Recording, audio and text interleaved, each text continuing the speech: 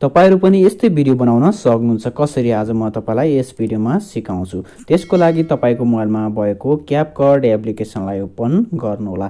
Open गरिसकेपछि माथि हेर्न सक्नुहुन्छ प्लसको साइन छ। प्लसको साइनमा क्लिक गर्नुभन्दा अगाडि यदि तपाई हाम्रो च्यानलमा नयाँ हुनुहुन्छ, फर्स्ट टाइम हेर्दै हुनुहुन्छ भने सब्स्क्राइब गरेर बेल आइकन थिच्न नबिर्सिनुहोला। अब साथीहरु यहाँ प्लसको साइन छ, यसमा क्लिक गर्नुहोला। यसमा क्लिक गरिसकेपछि यहाँ फोटोज भन्ने अप्सन छ, यसमा क्लिक गर्नुहोला। यसमा क्लिक गरिसकेपछि अब तपाईलाई मन पर्ने तपाईको फोटो 12 वटा फोटो सिलेक्ट गर्नुहोला। हेर्न सक्नुहुन्छ तपाईलाई मन पर्ने तपाईको फेभरेट फोटो 12 वटा फोटो सिलेक्ट गर्नुहोला। फोटो सिलेक्ट गरिसकेपछि तल हेर्न सक्नुहुन्छ एड भन्ने अप्सन छ, एड गर्दिनुहोला। अब साथीहरु एड गरिसकेपछि यसरी फोटोहरु आउनेछ। तपाई लास्टमा जानुहोला।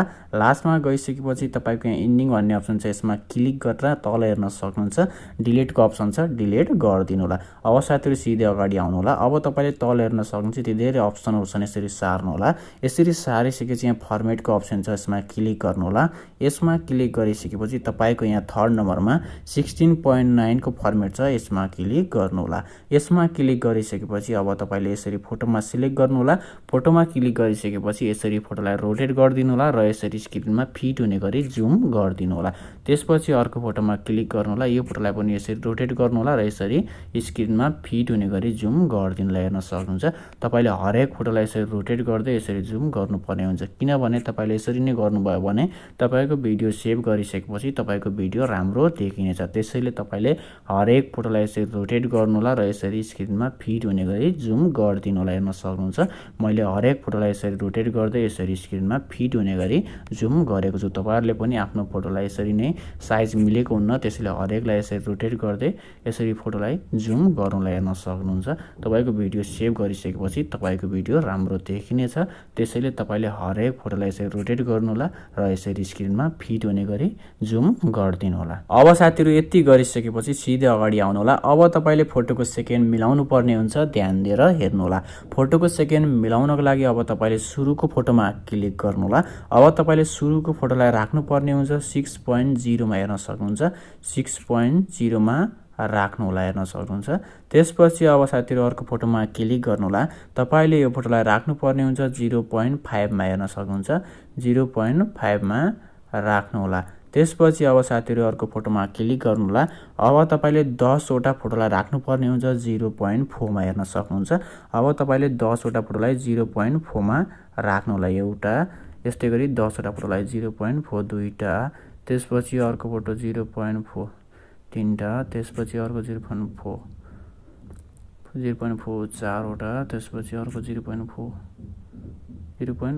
हेर्न सक्नुहुन्छ 5 वटा, त्यसपछि 0.4 6 वटा, त्यसपछि 0.4। यस्तै गर्दा तपाईले हरेक फोटोलाई 0.4 हेर्न सक्नुहुन्छ। यो फोटोलाई पनि 0.4, त्यसपछि अर्को फोटोलाई पनि 0.4 हेर्न सक्नुहुन्छ 0.4, त्यसपछि अर्को फोटोलाई पनि हेर्न सक्नुहुन्छ 0.4 मा राख्नुलाई। यदि तपाईलाई अप्ठ्यारो भयो 0.4 राख्न भने चाहिँ तपाईले यसरी जुम गर्नलाई हेर्न सक्नुहुन्छ। यसरी स्क्रिनमा जुम गर्नुभयो भने तपाईले मजाले राख्न सक्नुहुन्छ। अब साथीहरु सिधै अगाडि आउनु होला। अब तपाईले एनिमेसन लगाउनु पर्ने हुन्छ, ध्यान दिएर हेर्नु होला। एनिमेसन लगाउनको लागि अब तपाईले सुरुको फोटोमा क्लिक गर्नु होला। सुरुको फोटोमा क्लिक गरिसकेपछि तपाईले तल हेर्न सक्नुहुन्छ एनिमेसन भन्ने अप्सन छ, यसमा क्लिक गर्नु होला। यसमा क्लिक गरिसकेपछि तल हेर्न सक्नुहुन्छ कोम्बो भन्ने अप्सन छ, यसमा क्लिक गर्नु होला। यसमा क्लिक गरिसकेपछि यसरी सार्नु होला। यसरी सारिसकेपछि तपाईले लगाउनु पर्ने हुन्छ बाइसेक्ट 2 भन्ने एनिमेसन छ, यो एनिमेसन लगाउनु होला। यो एनिमेसन लगाइसकेपछि अब तपाईले अर्को फोटोमा क्लिक गर्नु होला। यो फोटोमा पनि तपाईले बाइसेक्ट 2 एनिमेसन लगाउनु होला। हेर्न सक्नुहुन्छ।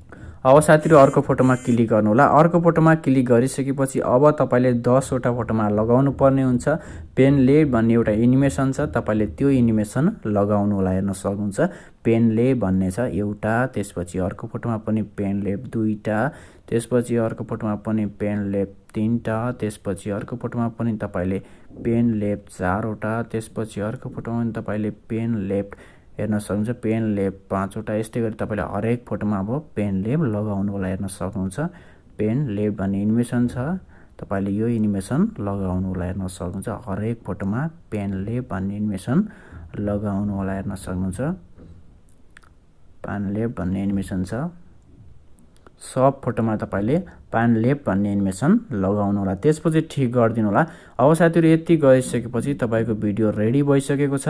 अब तपाईले इफेक्ट लगाउनु पर्ने हुन्छ। इफेक्ट लगाउनको लागि सुरुमा जानु होला।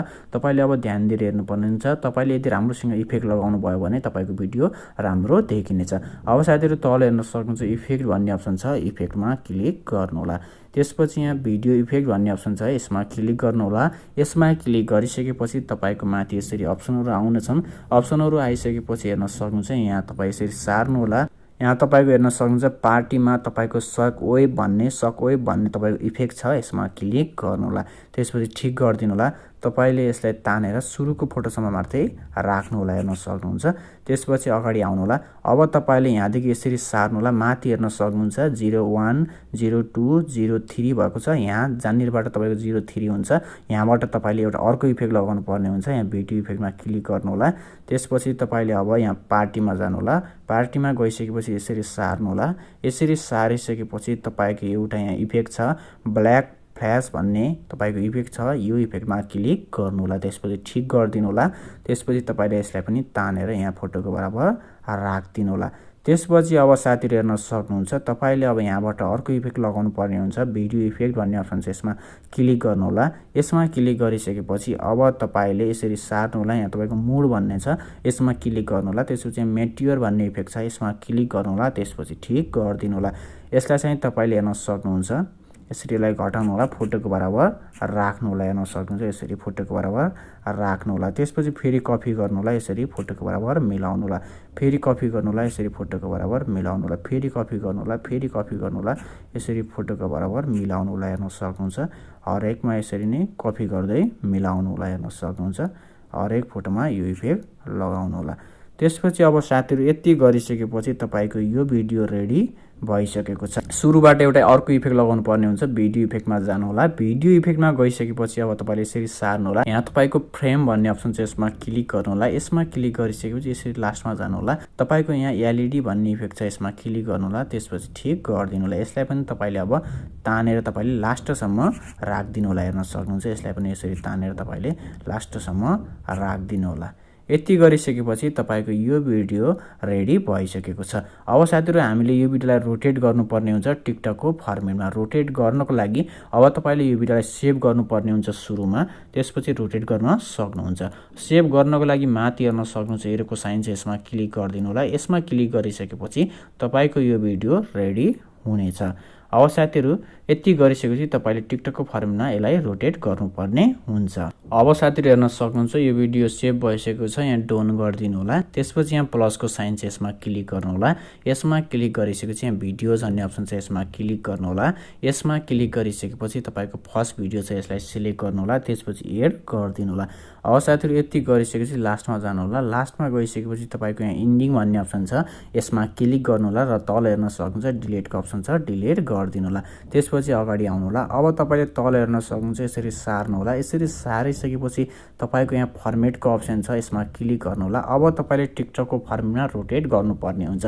त्यसको लागि चाहिँ तपाईको यहाँ सेकेन्ड नम्बरमा 9.16 को फर्मेट छ, यसमा क्लिक गर्नु होला। यसमा क्लिक गरिसकेपछि अब तपाईले यसरी भिडियोमा क्लिक गर्नु होला। भिडियोमा क्लिक गरिसकेपछि यसरी सार्नु होला। यसरी सारिसकेपछि तपाईको एडिट भन्ने अप्सन छ, यसमा क्लिक गर्नु होला। त्यसपछि यहाँ रोटेट भन्ने अप्सन छ, यसरी रोटेट गरिदिनु होला। अब साथीहरु हेर्न सक्नुहुन्छ तपाईको यो भिडियो रेडी भइसकेको छ। हेर्न सक्नुहुन्छ तपाईको यो भिडियो रेडी भइसकेको छ। अब तपाईले साउन्डको लागि चाहिँ तपाईले मैले यो भिडियोको डिस्क्रिप्सनमा एउटा लिंक राखिदिएको छु, त्यो लिंकमा क्लिक गर्नु होला। त्यो लिंकमा क्लिक गरिसकेपछि सिधै तपाईलाई यो भिडियो खुल्नेछ। यो भिडियो खुलिसकेपछि तपाईले त्यो साउन्डलाई टिकटकमा एड फेभरेटमा राख्नु होला र यसरी नै बनाइसकेपछि टिकटकमा गएर अपलोड गर्दा त्यो साउन्ड युज गर्न सक्नुहुन्छ।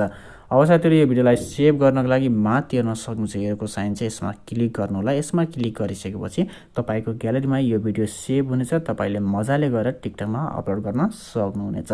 Thanks for watching this video. अरु पनि भिडियो हेर्नको लागि यस च्यानललाई सब्स्क्राइब गर्न नभुल्नु होला।